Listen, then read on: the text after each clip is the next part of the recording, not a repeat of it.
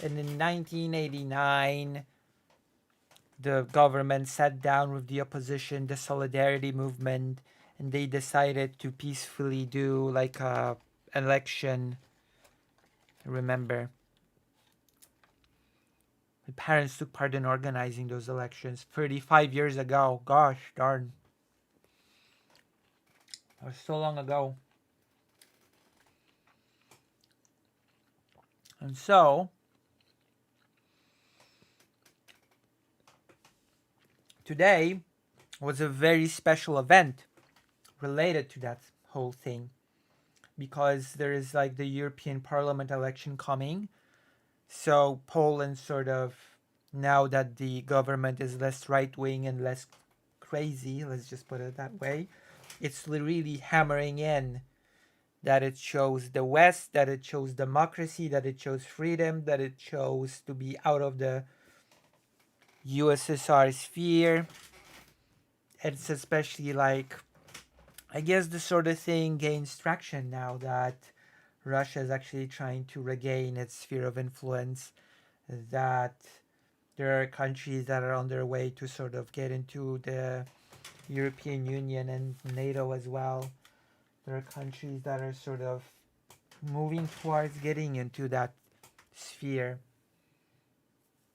Like, I would remind you that Ukraine and Poland, after the fall of the Soviet Union, basically economically were on an equal footing, Poland and Ukraine. And then Poland joined the EU, and the difference became bigger because, because as it turns out, joining the European Union is like a pretty good deal for countries that do it. Okay, let's dig into the article. Tusk rallies supporters to vote in the European Parliament election 35 years after Poland's first democratic vote. I'm going to be going to this vote. I'm going to go to vote on the 9th. The voting is going to be happening on the 9th. So I'm going to be going. I'm going to be voting. I'm going to be doing some voting.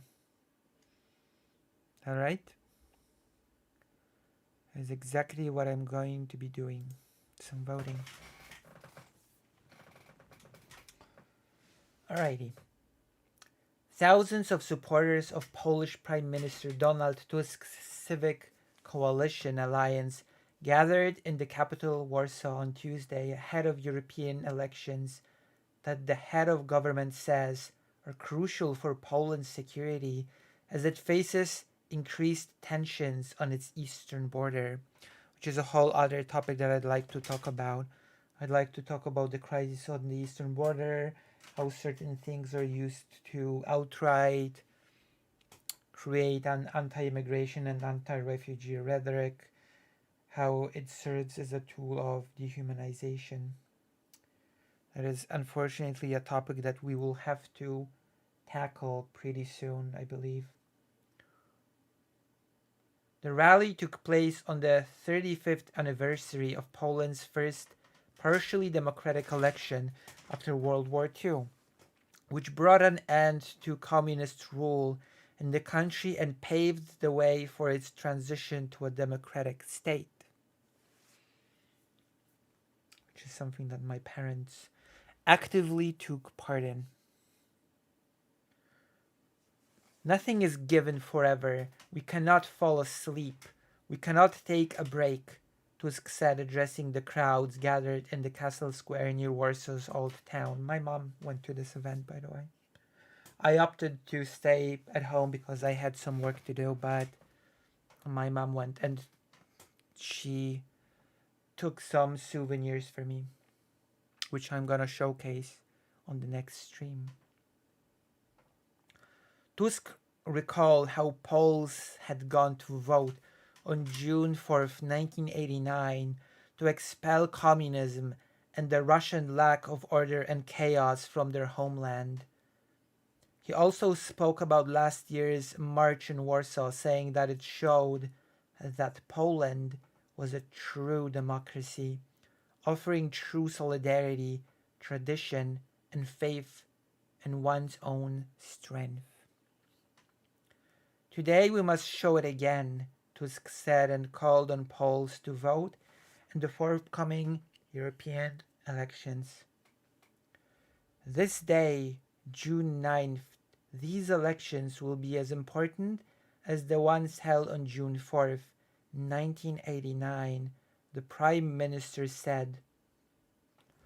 Please believe me that a political victory in Brussels would be more important for the Kremlin than the capture of Kharkiv, Tusk continued, adding that there was a war going on now for power in Europe. A strong and united Poland and Europe are the only way to avoid the tragedy of war on our territory, the Prime Minister said. With war raging in Ukraine and a migrant crisis on the Belarus border, Tusk has framed the June 9th vote in Poland as a choice between two different paths for Poland, which I don't think I have to explain what those paths are. The paths of exile. Pretty sure I don't have to launch a lengthy explanation, right? I think we're okay on the explanation front. High stakes.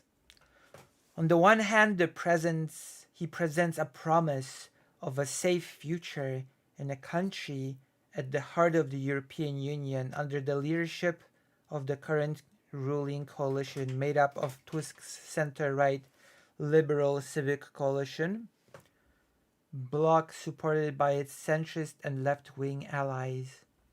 On the other hand, there is the right to center-right conservative Law and Justice. Even though Law and Justice policies throughout its 8 years in power, and especially following the Russian invasion of Ukraine, have been hawkishly anti-Russian, the party's tendency to frequently butt heads with Brussels is seen by many as dangerous in times when Europe needs to unite against the threat posed by the Kremlin. We're all focused every day on making Poland strong, making Europe strong, Poles being united and Europe being united, because this is the only way to avoid the drama of war here on our lands, Tusk told the crowd in Warsaw's Castle Square. The history of 1989 means the expulsion of the Soviet socio-political system from our homeland, Tusk told the rally at Warsaw's Zamkowy Square on Tuesday, adding that we are here today to prevent this order from returning. Can Tusk consolidate his power base? Tusk's Civic Coalition grouping is the largest in the pro-European alliance that took power in December. Analysts say that if KO wins the most seats assigned to Poland in the European Parliament, the result would boost Tusk's hopes of establishing the coalition as the single dominant force in Polish politics. Law and Justice remained, however, the single party with the largest number of seats in Poland's parliament after the 2023 general election, extending a roughly decade-long run of first-place finishes. Law and Justice says Tusk, a former European Council president, is subservient to Brussels in general and neighboring Germany in particular, because Law and Justice leader Jarosław Kaczynski at every single opportunity reminds everybody that Germany is basically an empire, wants to capture Poland and make it its slave state or something. Furthermore, accusing him of hypocrisy for criticizing Law and Justice, tough policies towards migrants on the Belarus border, while in opposition before implementing similar measures in government. I mean, I will criticize that for sure. And that is a thing that we might be doing a little bit of a longer thing tomorrow. We'll see. I do want to talk about that, yes. The media also have picked up on this little bit of inconsistency. Let's just call it that. Propaganda rallies, vindictiveness, blunt manipulation as the only fuel. It's Tusk's June 4th, said Law and Justice legislator Jacek Sasin in a post on social media platform X about the Warsaw rally. European Union citizens will vote June 6th to 9th to choose the 720 members of the next European Parliament who will serve for 5 years. Poles will elect 53 Polish MEPs on June 9th, which I'm also going to be doing. I'm also going to be voting since it is my sworn duty. It's my sworn duty to vote.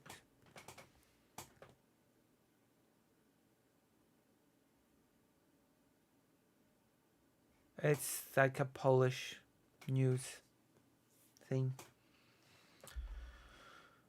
That description is not that important for now.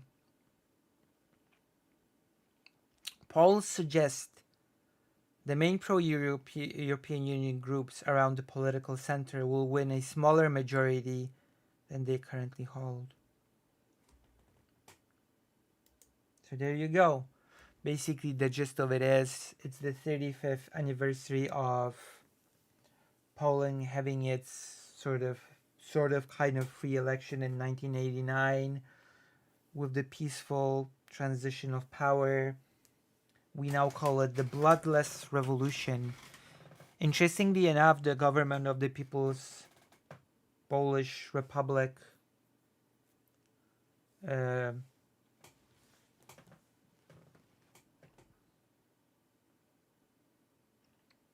considered using force against Solidarity, but sort of weighed their options and decided that maybe using force would not be the optimal way to solve the situation, and therefore they sat down and had a conversation, which led to the elections, which led to Solidarity taking the helm, and then the rest is history. And then Lech Wałęsa, the electrician, became president.